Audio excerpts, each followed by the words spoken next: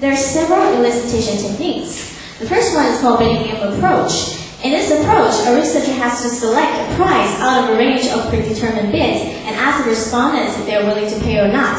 And this process will continue until the highest possible response is recorded. And the second one is called payment card. In this approach, the respondents are shown a range of prices, and they are asked to select their maximum WTP out of these prices. And in the dichotomous choice approach, a researcher simply selects one price and asks the respondents if they are willing to pay or not. And the last approach is called open-ended, which will be used in my research. And in this approach, the respondents can freely state their maximum WTP.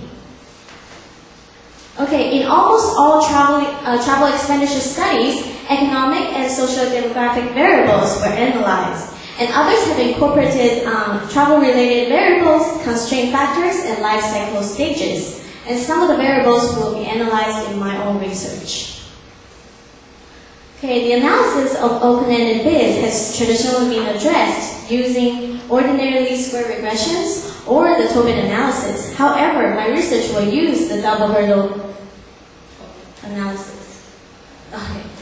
And I will explain the models later in my presentation.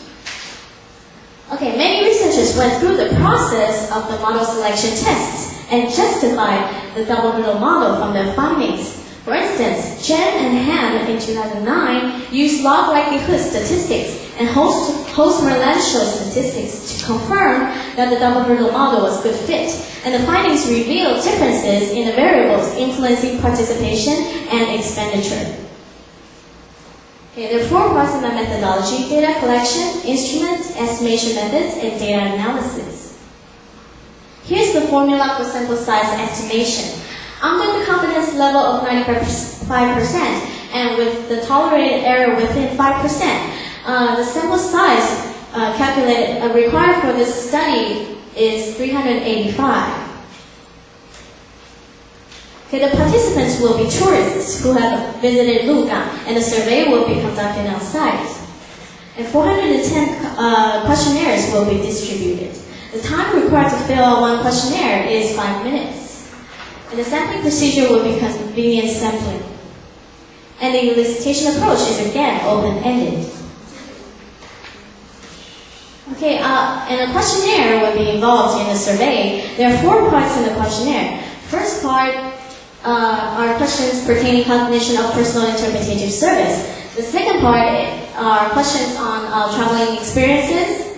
Part 3, willingness to pay for personal interpretative service.